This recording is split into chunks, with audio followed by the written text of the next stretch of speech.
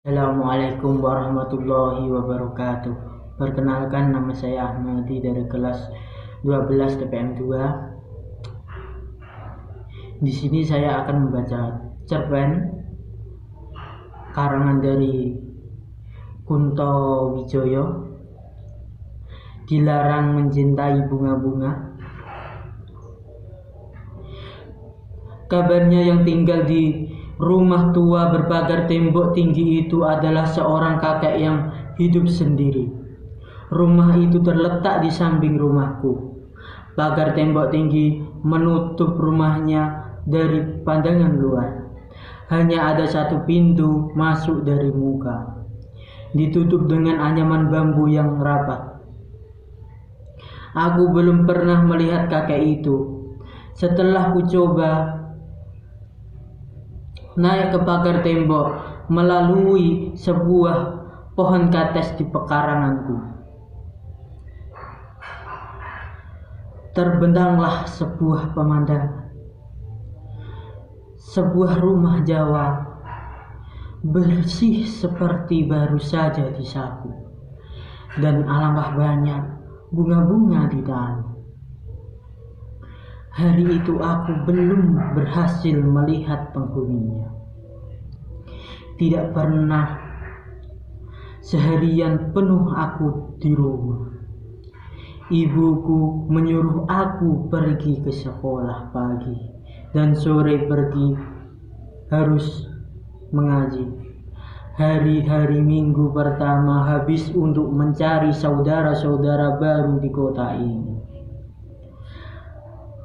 Keinginanku untuk mengenal kakek itu tidak pernah padam. Kau lihatlah lubang-lubang pada pagar anyaman bambu itu. Ialah akibat perbuatanku. Aku mengerjakannya di siang hari sepulang dari sekolah. Pernah ketika aku mengintip-ngintip pintu pagar dari bambu itu, kawanku menegur, "Sedang apa kau ini? Hati-hati dengan dia. Sebentar lagi tanganmu akan sakit, tunggulah saja." Ketakutan menyerang aku. Apakah aku akan sakit karena mencoba membuka pintu pagar rumah ini? "Siapa bilang?" kataku berani. "Semua orang," dia menjawab. "Kau kualat dan dia keparat." Aku ditinggalkannya berdiri dekat pagar itu. Ketakutanku mendesak-desak. Aku lari pontang-panting ke rumah. Ayahku sudah duduk di kursi dengan selembar koran. Aku tenang kembali, baru tersadar bahwa tas sekolahku tertinggal di pagar rumah samping itu. Sore hari, aku memberanikan diri untuk mengambil tas yang tertinggal, dan tas itu masih di sana. Tidak dimanapun di dunia ini, kecuali pintu pagar itu. Sebuah tas berharga akan selamat dari incaran orang. Tentang kejadian itu, kawan-kawanku mengatakan tidak seorang pun berani mengambil itu. Sudah pasti. Siapakah orangnya mau membunuh diri dengan upah sebuah tas sekolah? Lebih susah mencari sebuah nyawa daripada sebuah tas sekolah. Tapi satupun toko penjual nyawa, tetapi semua tidak menjual tas, tentu saja. Sejak itu niatku untuk mengetahui agak reda. Menyelidiki dengan mata sendiri berbahaya. Tinggallah aku bertanya pada orang-orang lain.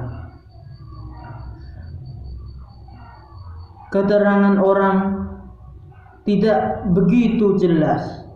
Orang mengatakan sekali seminggu ia keluar berbelanja. Orang lain mengatakan ia berbelanja sebulan sekali. Orang mengatakan ia mempunyai anak di kota lain. Orang lain mengatakan ia tidak beristri. Tidak seorang pun tahu pasti tentang dirinya.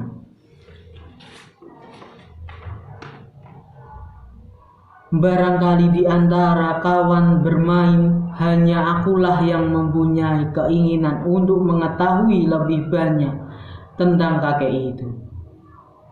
Kawan lain sudah tidak acuh lagi. Aku sudah bosan bertanya. Selain mereka juga tidak memberi keterangan jelas. Mereka akan mengejekku dengan mengatakan, biarlah kau jadi cucunya. Pernah pula aku bertanya pada ayahku. Ayahku melempar koran dari tangannya dan meninggalkan aku. Untuk apa, Jawabnya, itu adalah ucapan ayah yang sering kudengar. Bertanyalah tentang lokomotif, misalnya, atau mobil.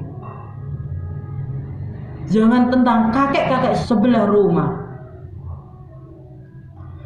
Aku sendirian saja di dunia dengan keinginanku untuk mengetahui.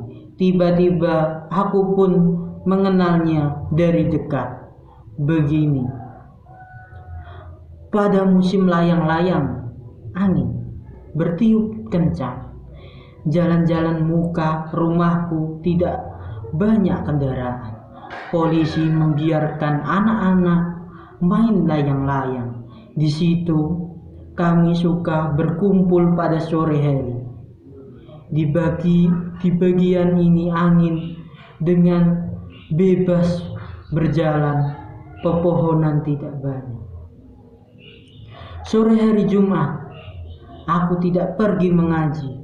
Di tanganku sebuah layang-layang buatanku yang bagus dengan benang gelasan. Udara meruah menerbangkan layang-layangku dari kampung lain, menyebul pula layang-layang. Layang-layangku terputus. Kawan-kawan bersorak dan lari mengajar. Itulah layang-layangku yang terbagus. Aku sendiri saja yang memandangi. Tiba-tiba pundakku terasa dipegang. Aku terkejut.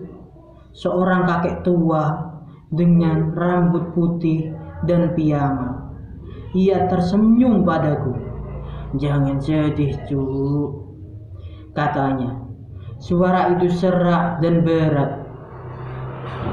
Sebentar darahku terhisap. Aku teringat rumah tua berpagar tembok tinggi. Mataku melayang padanya. Di tangannya setangkai bunga berwarna ungu. Tubuhku ketika menjadi dingin. Menurutku, cerpen ini sangat bagus dan menarik. Cerpen ini mengajarkan tentang kepedulian terhadap sesama.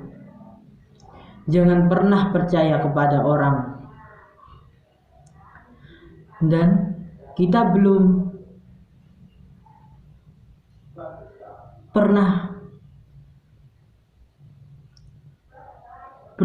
melihat sifat keinginan tahuan yang besar, dan jangan sampai berlebihan. Selain itu, cerpen ini bisa dibaca oleh berbagai usia. Kosakatanya mudah dipahami dan hal itu dapat membuat para pembaca hanyut dalam isi cerita.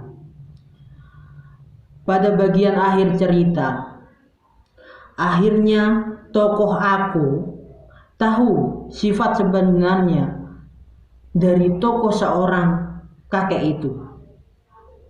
Saya kira kakek itu jahat dan kejam, tapi sebaliknya, tokoh kakek itu dia baik dan juga ramah dan juga perhatian. Terima kasih, sekian dari video saya kali ini. Kalau ada salah kata mohon maaf. Wassalamualaikum warahmatullahi wabarakatuh.